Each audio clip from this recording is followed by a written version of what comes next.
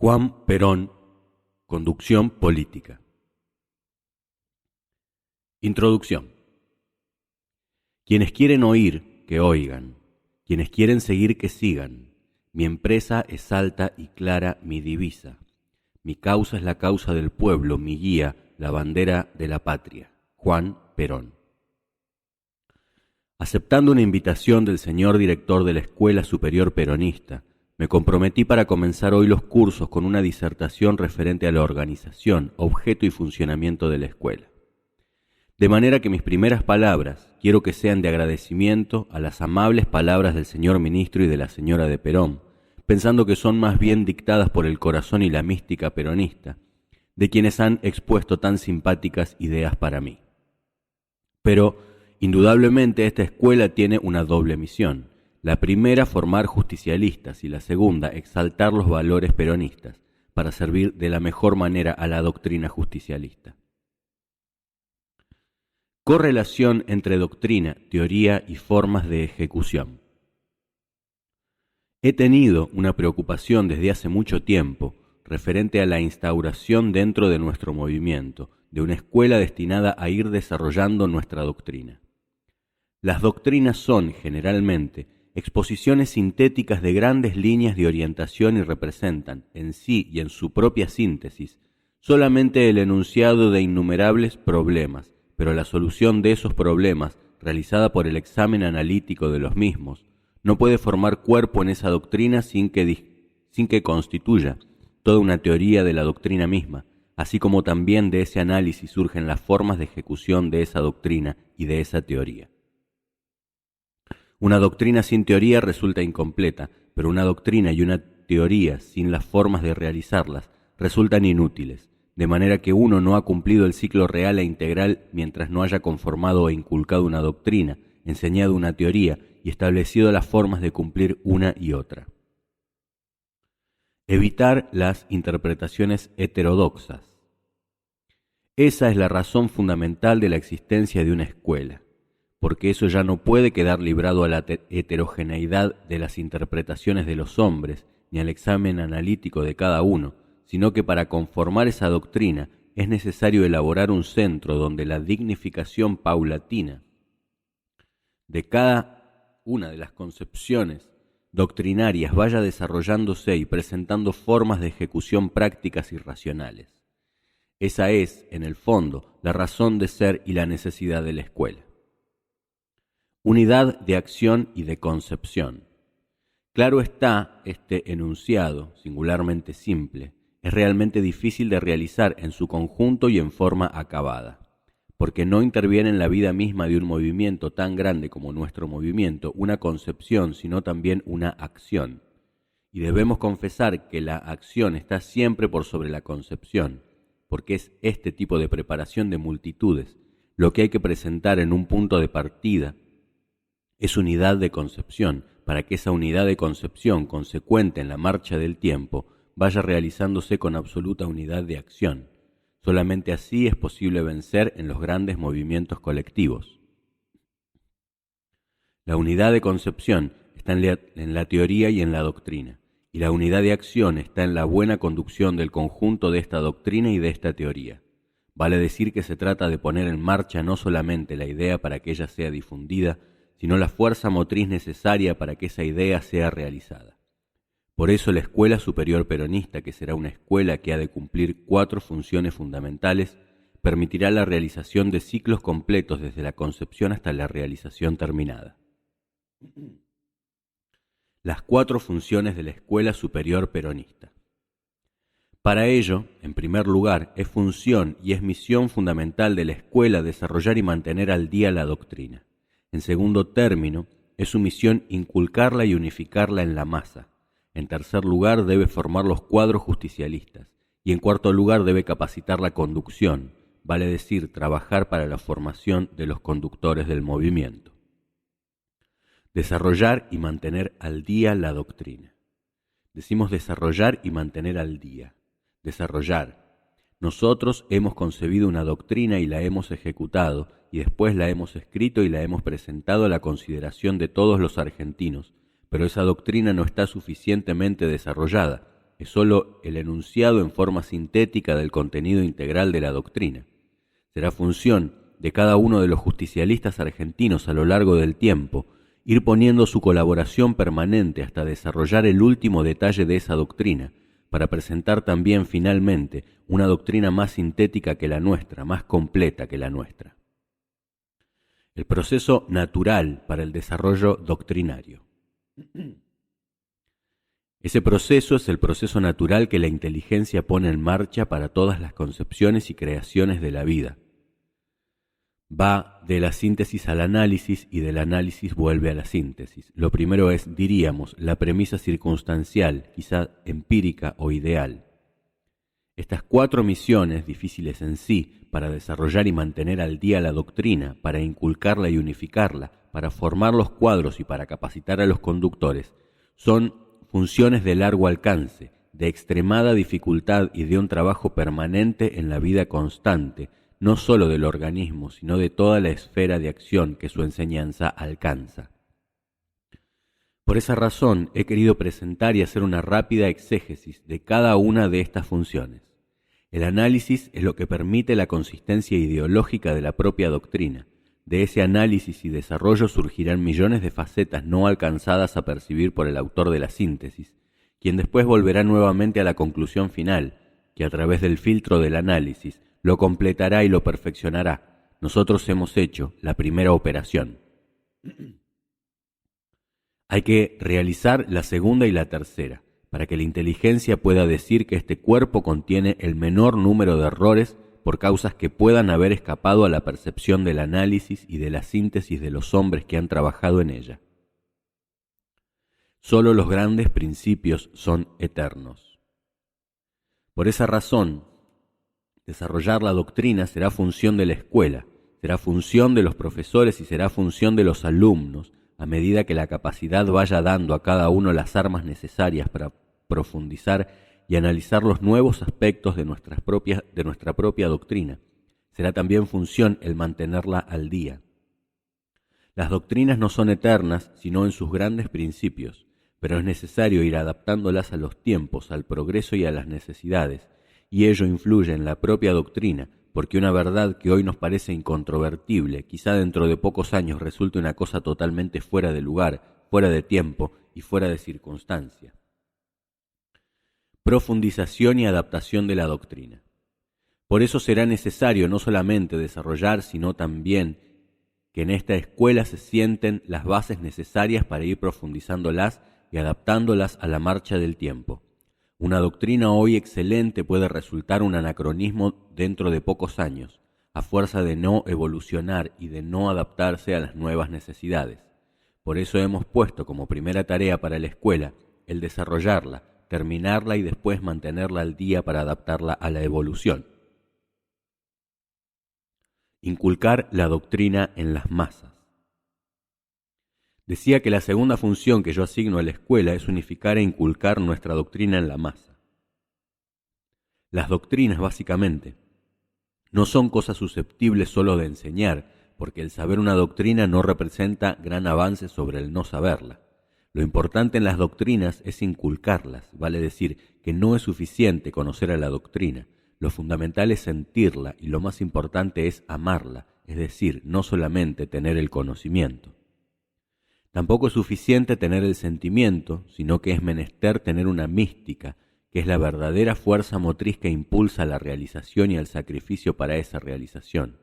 Las doctrinas sin esas condiciones, en quienes las practican, no tienen absolutamente ningún valor. A la teoría basta conocerla. Y si una doctrina debe inculcarse, a la teoría es suficiente con que se la conozca. ¿Por qué? Porque la fuerza de realización está en la doctrina y no en la teoría. La doctrina, una vez desarrollada, analizada y conformada, debe ser artículo de fe para los que la sienten y para los que la quieren. La teoría es solamente la interpretación inteligente de la doctrina.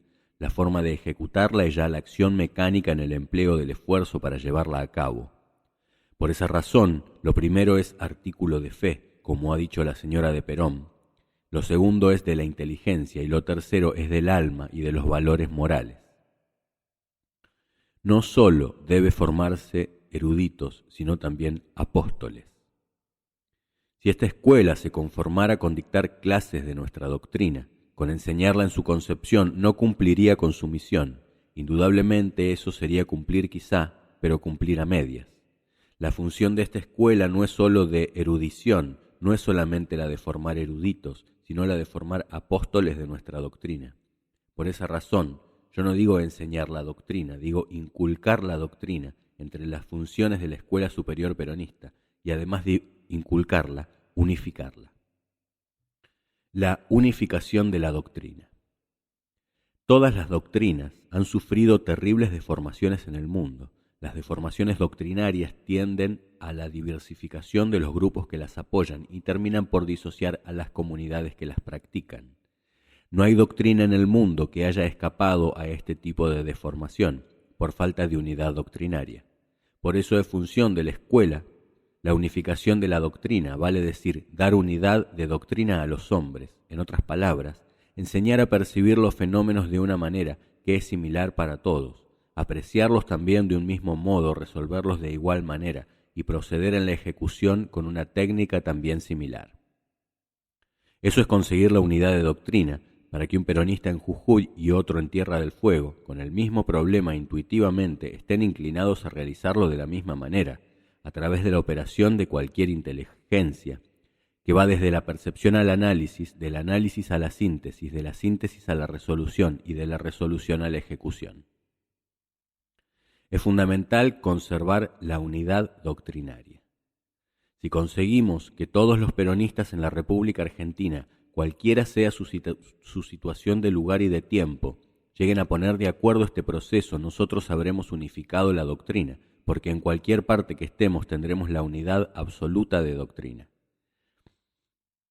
Esta también es función de la escuela, y está considerada esa función como la principal autodefensa de nuestro propio movimiento y de nuestra propia doctrina. Nuestra doctrina puede ser desvirtuada, puede ser destruida, y en consecuencia nuestro movimiento puede ser disociado y puede ser destruido por la mala interpretación de la doctrina y por la falta de unidad de doctrina que practicamos los mismos peronistas. Por esa razón, entre todas las funciones que pueden asignarse, yo he puesto en estas 4 cuestiones como las más importantes, tanto la forma de inculcar como la forma de mantener la unidad.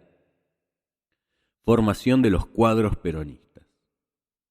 Como tercer asunto o tercera misión, creo que sigue en importancia la formación de los cuadros. Los cuadros peronistas deben ser cubiertos no solamente con hombres que trabajen para nuestro movimiento, sino que también deben ser predicadores de nuestra doctrina. Todos los movimientos de acción colectiva, si necesitan de realizadores, necesitan también de predicadores. El realizador es un hombre que hace sin mirar atrás. El predicador es el hombre que persuade para que todos hagamos simultáneamente lo que tenemos que hacer. Predicadores y realizadores. Por eso considero que la formación de los cuadros que ha de iniciarse en esta casa es una función principalísima para el éxito de nuestro movimiento y de nuestra doctrina. Formar hombres realizadores y formar también predicadores. Los dos son indispensables para nuestro movimiento. En esos cuadros, quien logre ser a la vez realizador y predicador es el ideal que puede alcanzar un hombre, pero hay algunos que no tienen condiciones para realizar. No los debemos desechar porque ellos pueden tener condiciones para hacer realizar a los otros lo que ellos son capaces de realizar. Es indudable que en este orden de ideas para el movimiento peronista todos los hombres que llegan a esta casa son útiles. Estudiar a cada hombre. Nuestra misión es capacitarlos para que sean más útiles. Debe estudiarse aquí a cada hombre porque cada uno ha recibido en diversa dosificación condiciones que son siempre útiles, activas y constructivas para nuestro movimiento. Les daremos las armas que más cuadran a sus inclinaciones y a la misión que deberán desarrollar en la vida peronista, y si lo hacemos bien, ellos nos lo agradecerán y el movimiento irá progresando paulatinamente, en proporción con la capacidad de que sepamos dotar a nuestros propios hombres. Por eso la función de formar los cuadros de nuestro movimiento en esta escuela tiene una importancia extraordinaria, porque en la formación de ellos ya va incluido todo el proceso anterior de mantener, consolidar y desarrollar nuestra doctrina, inculcarla y mantenerla al día, como ya hemos explicado que son las 4 funciones de la escuela. Capacitar la conducción. Ahora, dentro de la formación de esos cuadros viene un capítulo que es de suma importancia, el de capacitar la conducción. En los movimientos de hombres, en los movimientos colectivos, siempre la función más difícil es la de conducir. Por eso no existen muchos conductores en el mundo y muchas colectividades carecen de hombres que las sepan y las puedan conducir, porque la conducción es un arte y los artistas no se forman desgraciadamente en las escuelas. Las escuelas dan técnicos, pero no dan artistas. Los conductores nacen o se hacen por el trabajo. Por esa razón, nosotros no decimos que puede ser función de la escuela el formar conductores, porque los conductores no se hacen. Desgraciadamente, los conductores nacen, y aquel que no haya nacido solo puede acercarse al conductor por el método. El que nace con suficiente óleo sagrado de Samuel no necesita mucho para conducir, pero el que no nace con él puede llegar a la misma altura por el trabajo. Por eso Moltke dijo una vez que el genio es trabajo. Al genio se llega por esos dos caminos, también por la perseverancia, el perfeccionamiento, el trabajo constante, se puede llegar al genio. Necesidad de cultivar las artes. Esas dos concepciones son las que nos apartan de la escuela fatalista del siglo XVIII, donde decían que si los artistas nacen, no habría necesidad de cultivar las artes, ya que si nace, nacerá solo, y si no, no llegará nunca a conformar un artista. Yo no creo que todos los artistas hayan nacido. Hay un gran porcentaje que con el trabajo se acerca tanto al genio que ha llegado a conseguirlo. Por eso digo que esta cuarta función de la escuela es quizás la más difícil y la que hay que manejar con una mayor prudencia para no descorazonar a los hombres y para prestar al movimiento la ayuda más eficaz en el orden de su conducción. Técnica de la conducción. Por otra parte, la conducción en el campo político es toda una técnica. En el mundo en general no se ha estudiado mayormente esta conducción, porque los hombres encargados de realizarla, en su mayoría, no apuntaron a ser grandes conductores desde muchachos. Apuntaron a todas las demás inclinaciones más o menos convenientes para ganarse la vida o para triunfar en la vida, pero pocos se han dedicado a profundizar lo que es la conducción, pensando a los 15 años que a los 50 ellos serían conductores. De manera que poca gente se ha dedicado en el mundo a estudiar profundamente lo que es la técnica de la conducción, la ciencia y el arte de la conducción. La conducción política es todo un arte y ese arte está regido por principios, como todas las artes. Si no tuviera principios no sería un arte, así como una ciencia que no tiene leyes tampoco es una ciencia. La diferencia que hay entre la ciencia y el arte consiste en que la ciencia se rige por leyes, leyes que dicen que a las mismas causas obedecen los mismos efectos. El arte se rige por principios que son comunes en su enunciación, pero que son infinitamente variables en su aplicación. Ahí está la dificultad del arte, porque el arte no presupone solamente la aplicación de leyes, sino también la aplicación de principios en los cuales la creación representa el 80% del fenómeno. La creación no es producto de una técnica, la creación es producto de una inspiración que los hombres tienen o no. En esa técnica de la conducción es indudable que existen factores ponderables y factores imponderables. No hay recetas para conducir pueblos. Por esa razón, en este proceso no se puede aplicar un cálculo de probabilidades, porque los imponderables son tan grandes como los factores que pueden ser previstos y contrapesados en el cálculo. El empleo de formas rígidas en esta clase de acciones no es posible. No hay recetas para conducir pueblos, ni hay libros que aconsejen cuáles son los procedimientos para conducirlos. Los pueblos se conducen vividamente y los movimientos políticos se manejan de acuerdo al movimiento, al lugar y a la capacidad de quienes ponen la acción para manejarlos. Sin eso es difícil que pueda conducirse bien. No es la fuerza, no es solamente la inteligencia, no es el empleo mecánico de los métodos, no es tampoco el sentido ni el sentimiento aislado.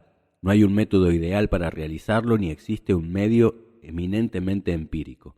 Es decir, es una concentración de circunstancias tan variables, tan difíciles de apreciar, tan complejas de percibir, que la inteligencia y el racionalismo son a menudo sobrepasados por la acción del propio fenómeno. Y para concebirlo, Hay solamente una cosa superior, que es la percepción intuitiva e inmediata y la contracción que de ese fenómeno vuelve a reproducirse como fenómeno en la colectividad.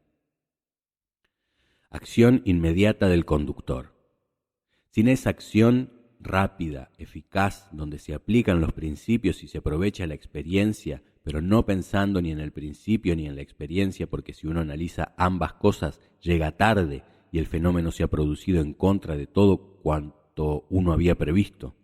Es decir, que son acciones inmediatas, que deben producir reacciones también inmediatas, donde la inteligencia interviene solo en parte. Hay una fuerza de distinto orden de percepción que los hombres tienen o no tienen, y que los capacitan o no para tomar por reacción inmediata lo que el racionalismo tardaría mucho tiempo para producir. Una fuerza superior en este sentido, la planificación y todas esas innumerables operaciones que la inteligencia humana ha planteado a lo largo de los ciclos de todos los tiempos de la historia, no son suficientes. Es una cosa que se adquiere, que se posee, es un fenómeno de aquellos que la inteligencia no puede ni podrá jamás explicar. Es una fuerza superior, es muchas veces la suerte, el destino, la casualidad. Por eso suelen estar tan bien guiados por una fuerza superior en que la moral, la razón y la verdad podrían ser tres nombres magníficos para representar esas fuerzas que no podríamos denominar de otra manera. Importancia de la intuición. Por eso se ha dicho que la conducción es un arte simple y todo de ejecución. Es un arte simple y todo de ejecución, sí, para algunos. Es un arte simple y todo de ejecución como son las artes, pero hay una interpretación aún de esa fórmula simple de la conducción y que es casi intuitiva. Por eso yo tengo un poco de fe en que las mujeres capacitadas para esto pueden llegar a grandes destinos, porque en ellas se han observado más profundamente guardada la intuición. Conocemos casos en la conducción de hombres oscuros que no han cometido casi errores y de hombres sabios que no han dejado de cometer casi ninguno de los errores que se le presentaron en el camino de la conducción. Los principios y la experiencia. Lo que aquí en la escuela se puede enseñar es lo que conforma toda la teoría de la conducción, que es simple.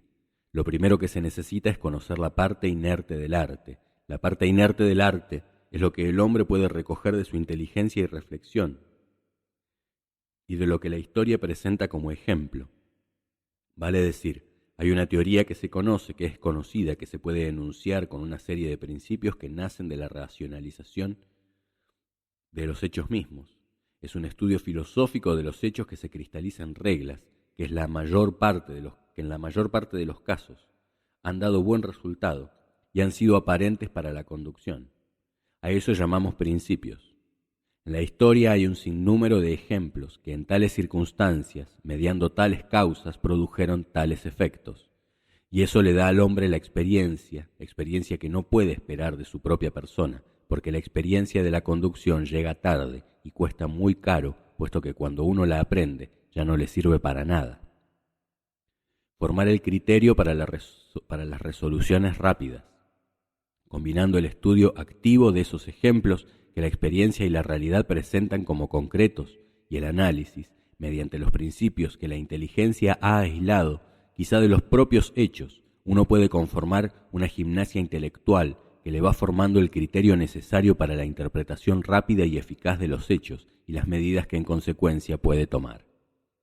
Se estudian todos esos ejemplos en la historia de la conducción política, no para aprenderlos por si se repiten, porque en la historia no se repite dos veces el mismo caso, en igual forma.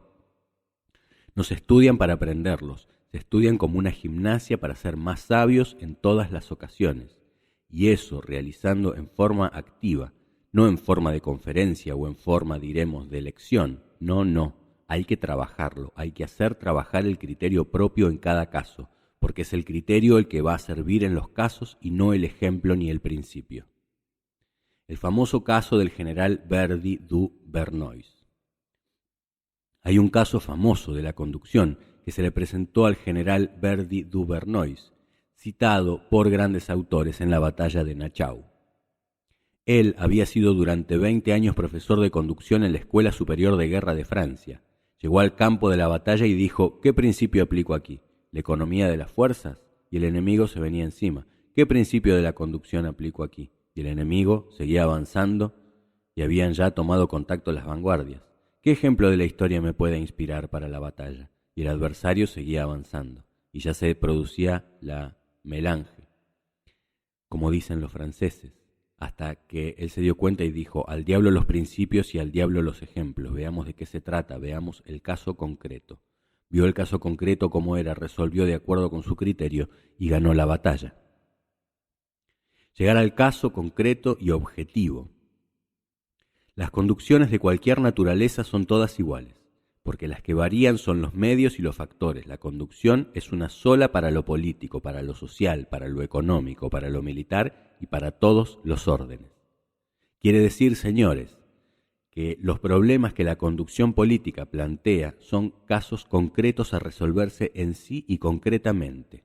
Si es necesario tomar el fenómeno objetivamente, preguntarse en cada caso, como el general Verdi Duvernois, de qué se trata, y la solución surge sola y cada vez surge más fácilmente.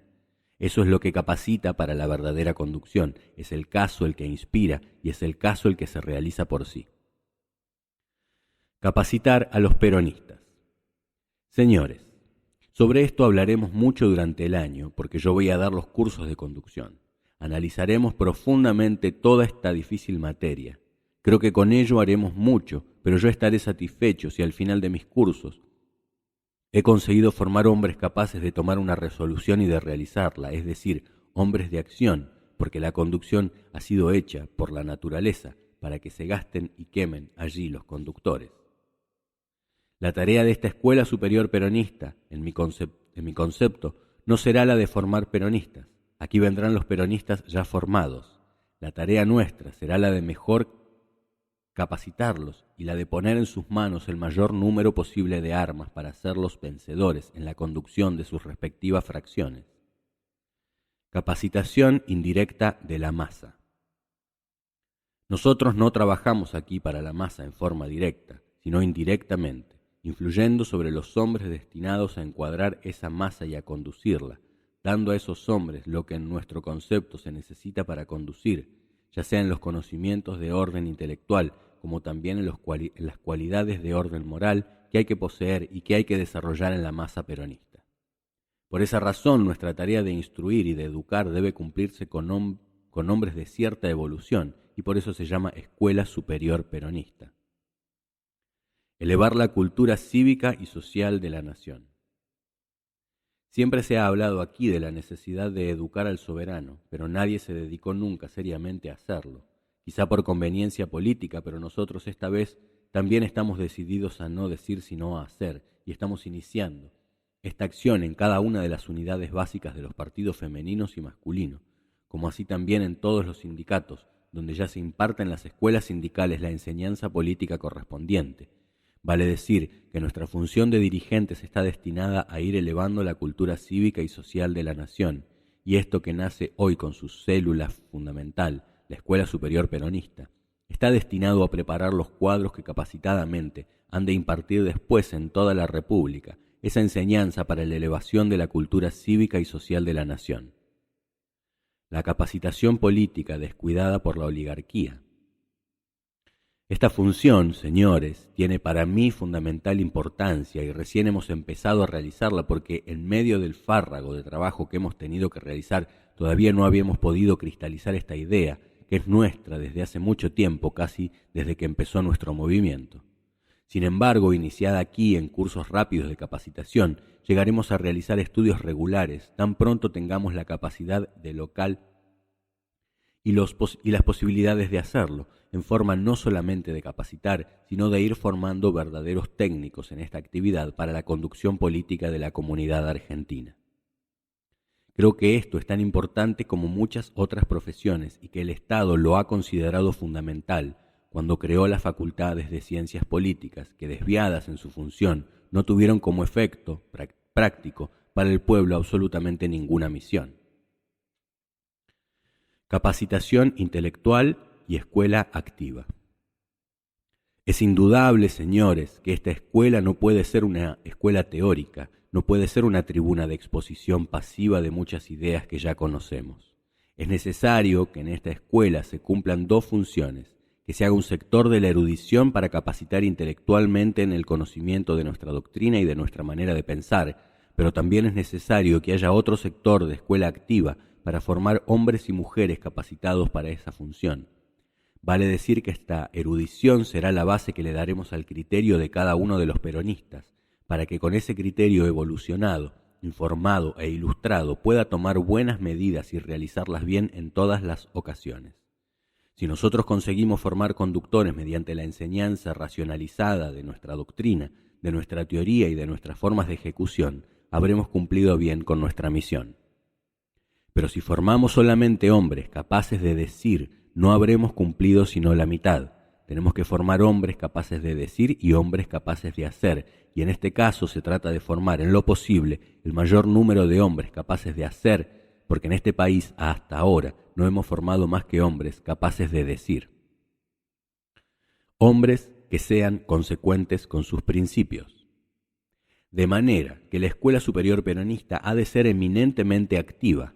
Debe utilizarse un método lo suficientemente activo como para que los hombres se capaciten para obrar, para que pongan en juego su actividad, para que la pongan en forma criteriosa, en forma capaz de llegar a conclusiones constructivas, y que a la vez tenga la fuerza motriz suficiente para realizar, porque lo sublime de las virtudes no está en la enunciación, sino en la práctica de esas virtudes, de esos principios. Lo que nosotros queremos no es formar hombres que sepan enunciar bien tales cuestiones, sino hombres que cumplan esos principios, que tengan esas ideas y que posean esas virtudes. Si lo conseguimos, habremos cumplido con nuestra función de profesores de la Escuela Superior Peronista. Pero si no lo conseguimos, cualquiera sea la abnegación con que ejerzamos la cátedra y el sacrificio con que la realicemos, habremos perdido lamentablemente el tiempo y les habremos hecho perder también a los alumnos su precioso tiempo. Honrar a la Escuela Superior Peronista.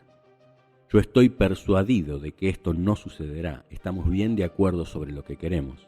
Ahora nos queda solamente realizar en esto la tarea de cuidar nuestra escuela y elevarla a la consideración de todos los peronistas. Y sobre todo, señores, de honrarla cada día más para que esta escuela tenga el prestigio que debe tener dentro de la masa de nuestros partidarios, para que todos la consideren y para que sea un centro permanente de irradiación, no solamente de los conocimientos, sino también de las virtudes peronistas. La escuela obrará sobre la inteligencia y el corazón. En esta escuela no hemos de hablar solamente a los alumnos de lo que ellos tienen que hacer para triunfar en la conducción o de lo que ellos deben hacer para que triunfe nuestro movimiento, sino también de lo que ellos deben ser para honrarlo y de lo que cada uno de nuestros hombres de la masa debe alcanzar para que podamos decir en el futuro que desde esta escuela, que trabaja no solamente sobre la inteligencia de los hombres, sino también sobre su alma, hemos irradiado no solamente luz, sino también el calor de las virtudes peronistas, sin las cuales el movimiento justicialista sería un movimiento político, lindo al principio, bueno en la mitad y malo al final. El sentido heroico de la vida.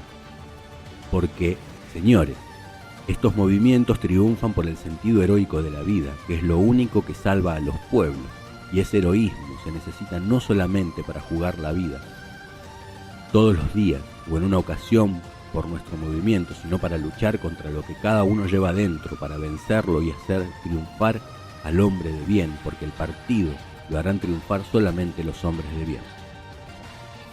El triunfo de la Escuela Superior Peronista.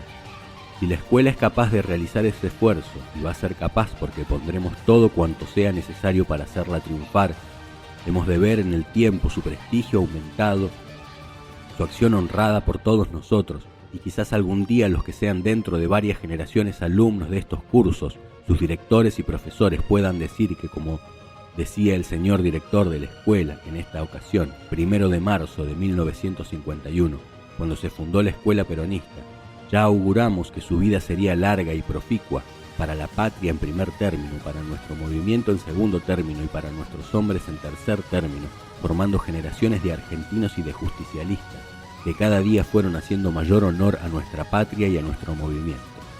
Si la escuela cumple, como anhelamos, esa función y corre a lo largo del tiempo con su enseñanza y con sus virtudes, no tengo la menor duda de que en esa ocasión, dentro de varias generaciones, tendremos de esas nuevas generaciones argentinas el recuerdo, el cariño y el reconocimiento a esta acción que hoy iniciamos en la Argentina, pensando solamente en nuestra patria, en su felicidad y en su grandeza.